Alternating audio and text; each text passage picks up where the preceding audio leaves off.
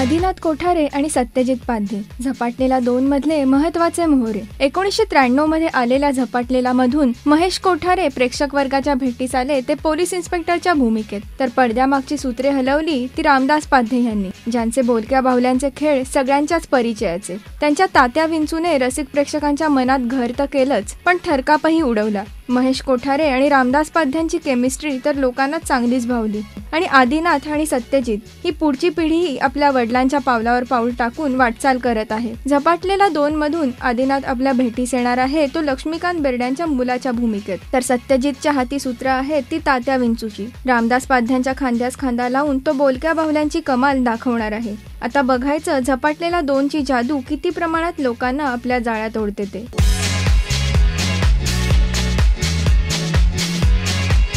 राजश्री.com करिता अदिती बेडेकर.